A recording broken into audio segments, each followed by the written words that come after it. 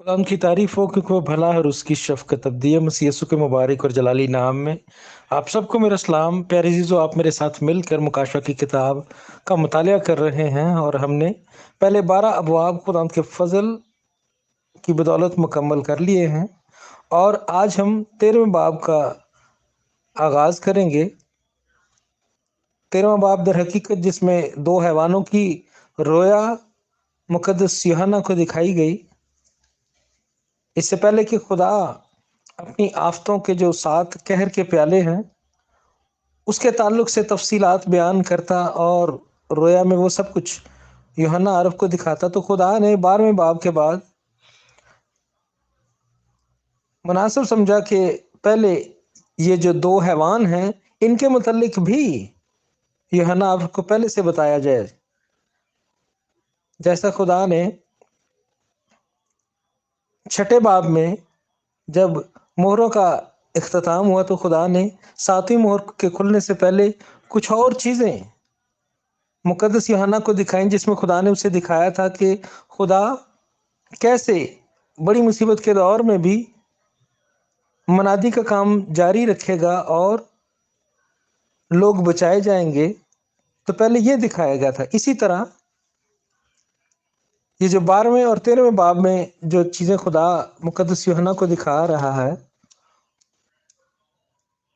और फिर 14वें बाब में भी जो दिखाएगा वो बातें हैं जो आफतों के जो कहर के प्याले हैं खुदा के, उनके ज़मीन पर उलटने से पहले खुदा ने मुनासिब समझा कि मुकद्दस यूहन्ना को पहले ये चीज़ें दिखाई जाएं और फिर जो खुदा की आखिरी आफतें हैं जो कहर के 7 प्याले हैं उनकी रोया दिखाई जाए। इससे पहले कि हम मुताले में आगे बढ़ें, हम एक चीज़ पर गौर करेंगे कि मुकाशवा की 12वें बाब जो था उसका इख्तिताम हुआ था इस आयत से कि अजदहा को औरत पर गुस्सा आया और उसकी बाकी औलाद से जो खुदा के हुक्मों पर अमल करती है और यीशु की गवाही देने पर कायम है लड़ने को गया। और फिर साथ ही 13वें बाब की अगली आयत शुरू हो जाती है जो पहली आयत है कि और समुंदर की रेत पर जा खड़ा हुआ। यानी तसलसल नजर आ रहा है 12वें बाब की आखिरी आयत और 13वें बाब की पहली आयत में कि बात अजदहा की ही की जा रही है। वो अजदहा जिसको कलाम खुदा में मुकश्शफ की किताब के 12वें बाब में कहा गया कि ये वही पुराना सांप और इब्लीस है जो शैतान है। खुदा ने इसको इब्लीस और शैतान का लक़ब दिया है। मुकाशवा की किताब के 12वें बाब की 9वीं आयत में तफसील से बताया गया कि ये जिस अजदहा को रोया में दिखाया गया है ये वही पुराना सांप और इब्लीस खुदा का मुखालिफ है, जो यहाँ पर जाकर जब वो औरत जिसको वो सताना चाहता था, यानी कौम बनी इसराइल जिसको वो सताना चाहता था, जब उसको खुदा ने अपनी इलाही कुदरत की वजह से खुद अपने फरिश्तों को मुकर्रर करके, ख़ास तौर पर मैकाइल फरिश्ता को मुकर्रर करके उनकी हिफाजत की और उनको बियाबान में पहुंचा दिया, तो उसके बाद क्या किया, वो अजदहा को गुस्सा आया और वो बाकी उस दौर के जो ज़मीन पर ऐसे लोग होंगे जो नजात को तस्लीम करेंगे, यीशु मसीह पर ईमान लाएंगे और उस अजदहा की मोहर अपने माथे पर और हाथों पर नहीं लगवाएंगे, तो वो उनसे लड़ाई करेगा, उनके खिलाफ वो बहुत ज़्यादा कहर बर्पा करेगा। इसलिए यहाँ पर लिखा है और वो समुंदर की रेत पर जा खड़ा हुआ गुस्सा करने के बाद उस औरत के खिलाफ, कौम बनी इसराइल के खिलाफ, और फिर बाकी लोगों से जो खुदा पर ईमान ला रहे हैं उनसे लड़ने के लिए वो क्या किया, उसने जाकर समुंदर की रेत पर खड़ा हो गया। अब इससे पहले कि हम आगे बढ़ें, मैं पहले कलाम खुदा की तलावत करूंगा। मुकाशवा की किताब का जो 13वां बाब है, पहले हम इसको पूरा पढ़ेंगे और फिर एक एक आयत पर हम गौर करेंगे और इसका मुताला करेंगे। तो ये जो पहले मैंने बातें बयान की हैं, जब मैं बातें आगे बयान करने शुरू करूंगा तो आपको इनकी समझ आएगी कि क्यों मैंने पहले ये तमहीद बांधी है। और बड़े बोल बोलने और कुफर बकने के लिए उसे एक मुंह दिया गया और उसे 42 महीने तक काम करने का अख्तियार दिया गया और उसने खुदा की निस्बत कुफर बकने के लिए मुंह खोला कि उसके नाम और उसके खैमा यानी आसमान के रहने वालों की निस्बत कुफर बके اور اسے یہ اختیار دیا گیا کہ مقدسوں سے لڑے اور ان پر غالب آئے، اور اسے ہر قبیلہ اور امت اور اہل زبان اور قوم پر اختیار دیا گیا،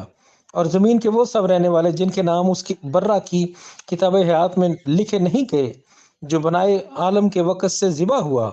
اس حیوان کی پرستش کریں گے۔ جس کے کان ہو وہ سنے، جس کو قید ہونے والی ہے وہ قید میں پڑے گا، اور جو کوئی تلوار سے قتل کرے گا وہ ضرور تلوار سے قتل کیا جائے گا۔ مقدسوں کے صبر اور ایمان کا یہی موقع ہے۔ کلام خدا میں مکاشفہ کی کتاب اس کے 13 باب میں یوں لکھا ہے، اور سمندر کی ریت پر جا کھڑا ہوا، اور میں نے ایک حیوان کو سمندر میں سے نکلتے ہوئے دیکھا۔ اس کے 10 سینگ اور 7 سر تھے، اور اس کے سینگوں پر 10 تاج، اور اس کے سروں پر کفر کے نام لکھے ہوئے تھے۔ اور جو حیوان میں نے دیکھا اس کی شکل تیندوے کی سی تھی، اور پاؤں ریچھ کے سے، اور منہ ببر کا سا، اور اس اژدہا نے اپنی قدرت اور اپنا تخت اور بڑا اختیار اسے دے دیا۔ اور میں نے اس کے سروں میں سے ایک پر گویا زخم کاری لگا ہوا دیکھا، مگر اس کا زخم کاری اچھا ہو گیا، اور ساری دنیا تعجب کرتی ہوئی اس حیوان کے پیچھے پیچھے ہو لی۔ اور چونکہ اس اژدہا نے اپنا اختیار اس حیوان کو دے دیا تھا، اس لیے انہوں نے اژدہا کی پرستش کی، اور اس حیوان کی بھی یہ کہہ کر پرستش کی کہ اس حیوان کی مانند کون ہے، کون اس سے لڑ سکتا ہے۔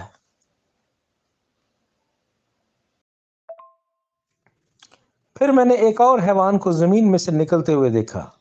اس کے برہ کے سے 2 سینگ تھے، اور اژدہا کی طرح بولتا تھا، اور یہ پہلے حیوان کا سارا اختیار اس کے سامنے کام میں لاتا تھا، اور زمین اور اس کے رہنے والوں سے اس پہلے حیوان کی پرستش کراتا تھا جس کا زخم کاری اچھا ہو گیا تھا، اور وہ بڑے بڑے نشان دکھاتا تھا، یہاں تک کہ آدمیوں کے سامنے زمین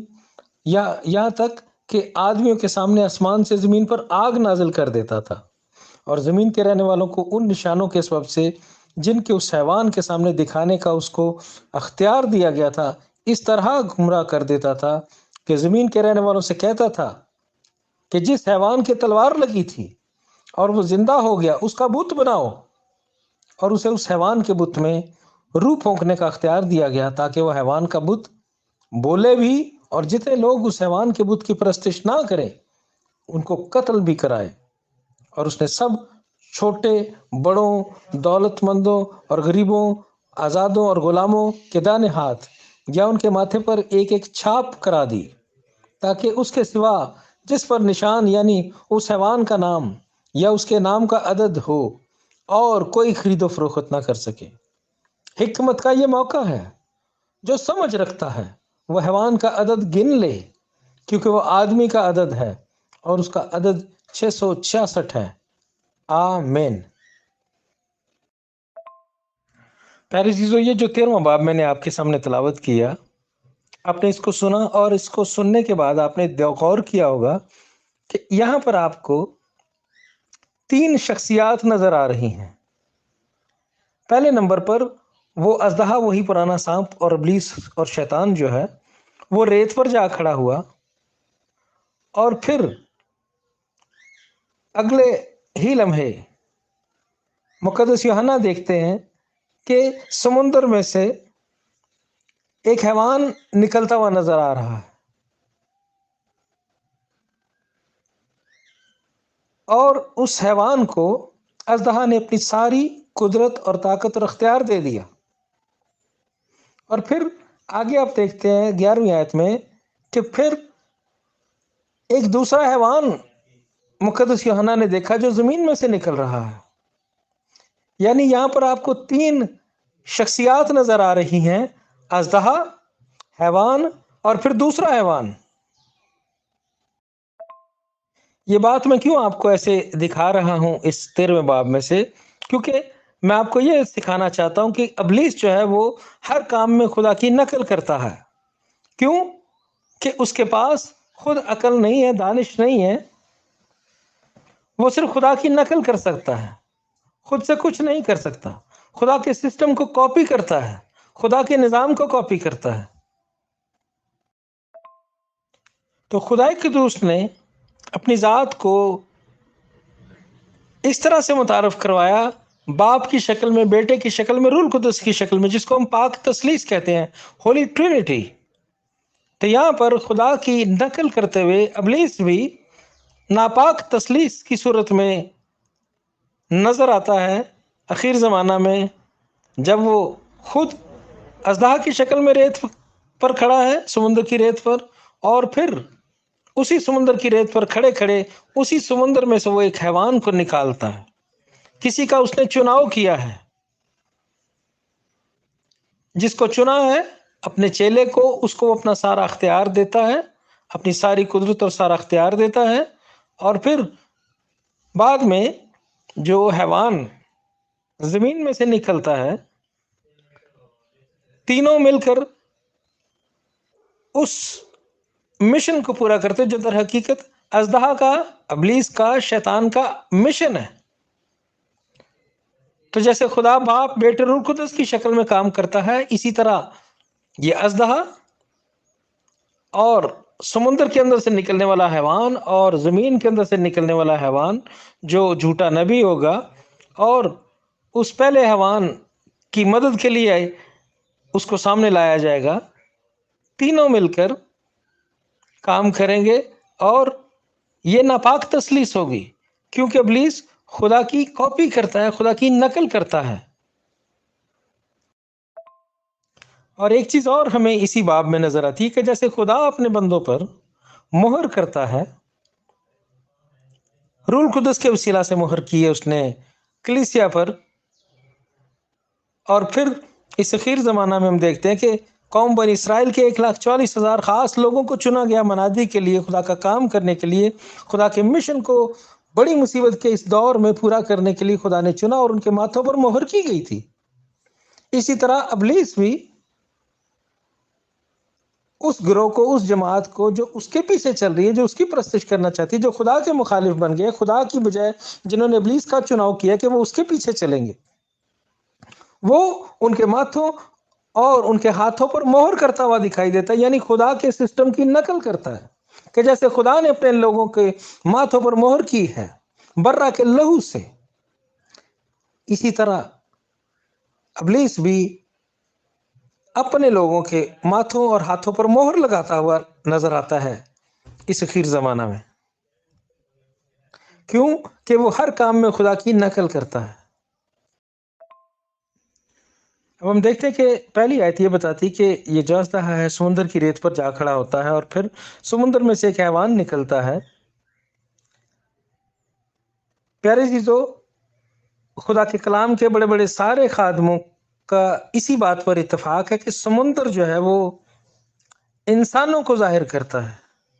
انسانوں کی ساری بھیڑ کو سمندر سے تشبیہ دی گئی ہے۔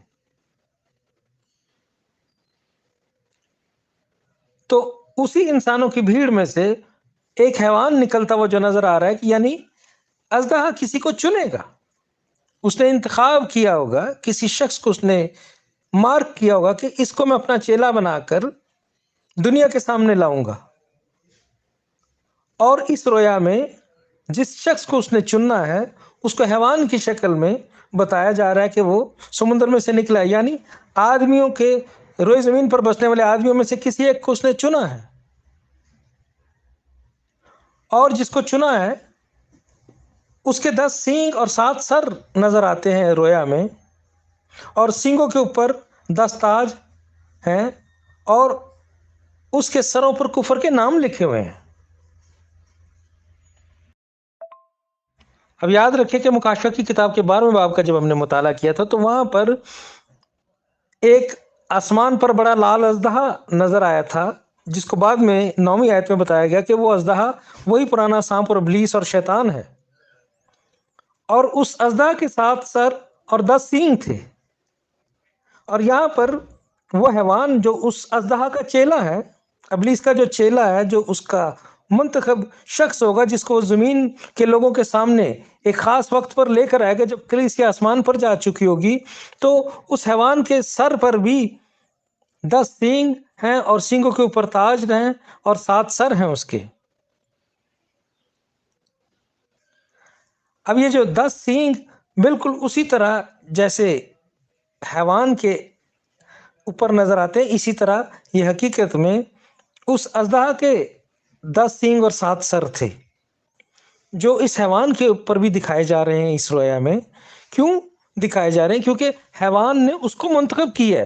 اور اس کو وہ اپنا سارا اختیار و ساری قدرت دینے والا ہے۔ اب یاد رکھیں کہ کلام خدا میں سینگ جو ہیں وہ سلطنتوں اور بادشاہیوں کو ظاہر کرتے ہیں۔ تو 10 سینگ جو ہیں وہ 10 سلطنتیں، 10 بادشاہ ہیں جو اس حیوان کے انڈر کام کریں گے، اس کا کہنا ماننے والے ہوں گے، اس کی مرضی کو پورا کرنے والے ہوں گے روئے زمین پر۔ یہ روئے زمین کے وہ 10 بڑی طاقتیں ہوں گی جو اس حیوان کے نیچے کام کریں گی اور روئے زمین پر اس کی مرضی کو پورا کرنے میں، اس کے ایجنڈے کو پوری دنیا میں پورا کرنے کے لیے اس کے مددگار ہوں گے۔ اور سروں پر تاج ہونا اس چیز کو ظاہر کرتا ہے کہ ان کو اختیار دیا گیا۔ سینگ جو ہیں وہ بادشاہتوں اور سلطنتوں کو ظاہر کرتے ہیں، اور تاج جو ہیں وہ اس اختیار کو ظاہر کرتے ہیں جو ان کو دیا گیا ہے۔ یاد رکھیں کہ خدا نے جہاں تک اجازت دی ہے وہاں تک ہی ان کے پاس اختیار ہے، اور خدا کی اجازت کے بغیر ابلیس کچھ بھی نہیں کر سکتا۔ خدا نے جتنی اجازت دی ہے وہ اتنا ہی کرے گا۔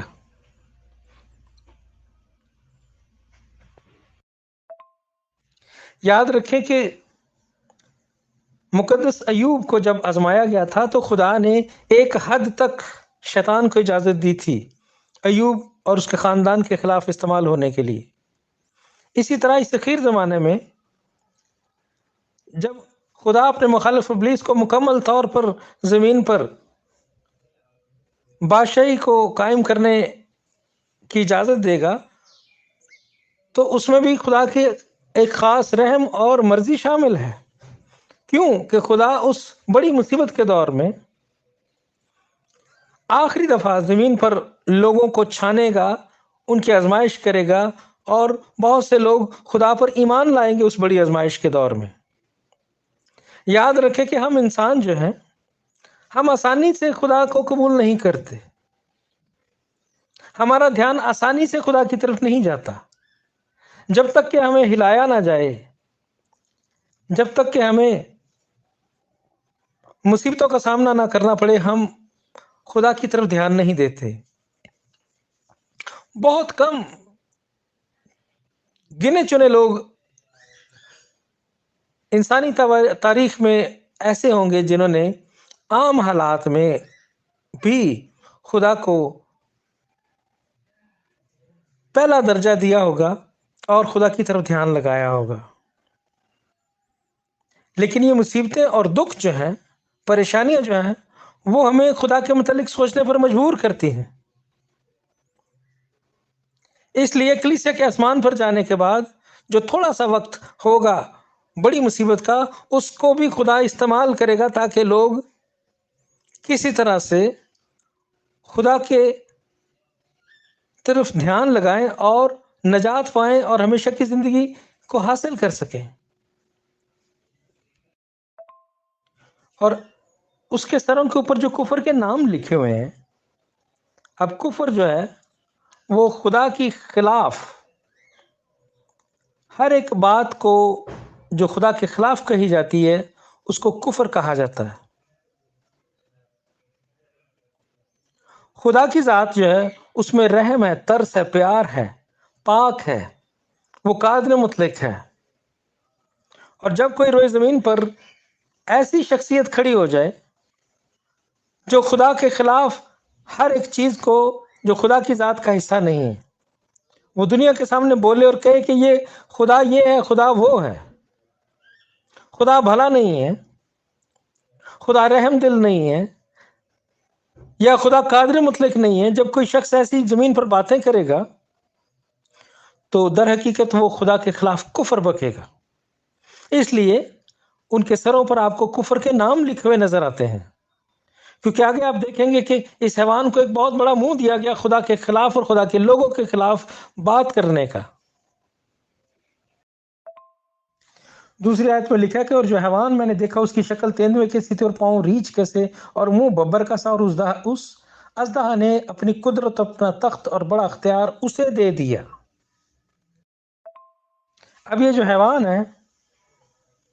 उसकी शक्ल तेंदुए की सी है, यानी उसकी जिसामत जो है वो तेंदुए की तरह यानी चीते की तरह नजर आती है। चीता आपको पता है कि बहुत तेजी से भागने वाला जानवर है। तो इस हैवान के अंदर ये खसलत होगी, इसकी ये करेक्टर में चीज शामिल होगी कि ये बहुत तेजी से हमला करने वाला, तेजी से अपने दुश्मन के करीब पहुंच जाने वाला शख्स होगा। और उसके पांव रीछ के से, रीछ जो है बजाते खुद एक सुस्त जानवर होता है, लेकिन उसके पंजा जो होता है उसमें बहुत ताकत होती है। जब वो अपने पंजे से वार करता है तो बड़े बड़े जो खतरनाक जानवर भी हैं वो भी उसके पंजे की मार से दूर जा गिरते हैं और बहुत बुरा जख्म लगाते हैं। उसके पंजे में बहुत ताकत होती है, इसीलिए इस हैवान के जो पाँव हैं वो रीछ के से बताए जा रहे हैं, और मुंह बब्बर का सा। अब बब्बर शेर जो है जब वो धाड़ता है तो उसकी धाड़ बहुत दूर तक सुनाई देती है और उसकी धाड़ सुनने वाले डर जाते हैं। आयत को पढ़ेंगे और इसका मुताला करेंगे, और इसके बाद फिर जो बाकी की आयत होंगी उसको हम पार्ट 2 में रखेंगे, क्योंकि ये ज़्यादा लंबी बातें हैं। तो मैं चाहता हूँ कि आज के लिए हम अपना मुताला जो है वो 10वीं आयत पर ख़त्म करेंगे, और फिर अगला जो है ना सेकंड पार्ट उसको हम बाद में इस पर गौर करेंगे। तो 9वीं और 10वीं आयत में लिखा है, जिसके कान हो वो सुने, जिसको कैद होने वाली है वो कैद में पड़ेगा, जो कि तलवार से कत्ल करेगा वो ज़रूर तलवार से कत्ल किया जाएगा। मुकद्दसों के सब्र और ईमान का यही मौका है। आमीन। अब अहम बात यह कि खुदा चाहता है कि जिसके कान हो वो सुने, यानी कितने लोग हैं, खुदा चैलेंज कर रहा है कि जो खुदा की बातों को सुन रहे हैं। कितने लोग हैं जो इस सुने हुए कलाम को याद रखेंगे उस दौर में, अगर वो पीछे रह गए, उठाए ना गए जमीन से, कलीसिया में शामिल ना हो सके, कलीसिया के ग्रोह में शामिल ना हो सके और पीछे रह जाने वाले लोगों में शामिल हो गए, तो कितने लोग हैं जो इन बातों को जिन्होंने सुन लिया और याद रखेंगे और फिर इसके मुताबिक फैसला करेंगे उस क्रिटिकल वक्त में, जब उन्हें मौका दिया जाएगा कि फैसला करो कि आसमान के खुदा को मानना है या इस जमीन पर मुखालिफ मसीह को, जो दुनिया का मसीहा बनकर सामने आएगा, कि उसको तुम खुदा मानते हो। और फिर जो उस वक्त उस मुखालिफ मसीह के मुखालिफ बन जाएंगे और खुदा को कबूल करेंगे, उनको वो कैद में डालेगा और बाज को तलवार से मारेगा। इसलिए यहां पर लिखा है कि जिसको कैद होने वाली वो कैद में पड़ेगा, जो कि तलवार से कत्ल करेगा वो जरूर तलवार से कत्ल किया जाएगा। यहाँ पर खुदा उन लोगों को जो उस वक्त रोए जमीन पर मौजूद होंगे उनको ये सिखाना चाह रहा है कि अगर तुम्हें मारा जाए, कत्ल किया जाए, तो डरना मत, क्योंकि यीशु ने पहले ही बता दिया हुआ है कि उससे ना डरो जो तुम्हें तलवार से मारता है, जो तुम्हें हलाक जान से मार देता है, उससे मत डरो, बल्कि उससे डरो जो तुम्हारी रूह और बदन दोनों को आग और गंधक की झील में डाल सकता है। तो यीशु ने कहा था कि जो कोई मुझ पर ईमान रखे वो हरगिज ना मरेगा। हाँ, उस दौर में जब वो खुदा के लोगों को शहीद करेगा तो उनको याद रखना चाहिए कि ये जो मौत है ये हमें दर हकीकत फौरन खुदा से मिला देगी। हमारी रूह खुदा के पास जाएगी, अजाब में नहीं जाएगी, और फिर हमें दोबारा जिंदा करके हमेशा की जिंदगी मिलेगी। इसलिए खुदा आगे से कह रहा है कि तुम उस वक्त तलवार चलाने वालों के खिलाफ तलवार मत चलाना, क्योंकि जो तलवार चलाएगा उसको तलवार से ही मारा जाएगा। लिखा कि जो कोई तलवार से कत्ल करेगा वो जरूर तलवार से कत्ल किया जाएगा। इसलिए खुदा अपने लोगों को वायलेंट नहीं बनाना चाहता, आगे से हाथ उठाने वाले नहीं बनाना चाहता। वो चाहता है कि अगर उनको उस दौर में कत्ल किया जाए तो वो कत्ल होने से मत डरें और गवाही को कायम रखें और हमेशा की जिंदगी को पाएं। इसलिए वो कह रहा है कि जिसके कान हो वो सुने। मुकद्दसों के सब्र और इम्तिहान का यही मौका है। ये मुकद्दसों के सब्र और इम्तिहान का मौका होगा उस दौर के मुकद्दसों का। जैसा कलाम मुकद्दस में लिखा, तुम अपने सब्र से अपनी जानें बचाए रखोगे। मुकद्दसों को उस वक़्त सब्र करना होगा कि यीशु जल्द आने वाला है और हम हमेशा की ज़िंदगी पाने वाले हैं। इस वक़्त कत्ल किए जा रहे हैं, लेकिन थोड़ी देर के बाद ज़िंदा किए जाएँगे और हमेशा की ज़िंदगी पा लेंगे। तो प्यारे अज़ीज़ों, आज के लिए इतना ही। ये इसका पहला हिस्सा है, दूसरा हिस्सा जल्द आपकी खिदमत में पेश करूँगा। इन बातों से आप बरकत पाएँ, तसल्ली दें अपने आप को और याद रखें कि कलीसिया मुखालिफ मसीह का इंतज़ार नहीं कर रही कि वो कब आएगा और ज़मीन पर अपना कंट्रोल सँभालेगा और हम उन वाक़यात को देखेंगे जो कलाम मुक़द्दस में मरकूम है। नहीं अज़ीज़ों, कलीसिया यीशु का इंतज़ार कर रही है। यीशु कलीसिया को पहले लेने के लिए आने वाला है। कलीसिया पहले उठाई जाएगी। आपके लिए यीशु का मुबारक वादा है। कलीसिया जो है वो खुदा के गज़ब को ना देखेगी। कलीसिया इसलिए नहीं बनाई गई कि वो खुदा के गज़ब का सामना करे, उस गज़ब के दौर में मौजूद हो, बड़ी मुसीबत के दौर में यहाँ मौजूद हो, जब इब्लीस और मुखालिफ मसीह ज़मीन पर पूरे तौर पर कंट्रोल हासिल करके दुनिया को बड़ी गुमराही में डालेंगे। कलीसिया उस दौर का इंतज़ार नहीं कर रही। कलीसिया अपने दुल्हा का इंतज़ार कर रही है। वो कलीसिया जो है यीशु की दुल्हन है, यीशु का बदन है, यीशु उसका सर है। सर और बदन जल्द मिलने वाले हैं।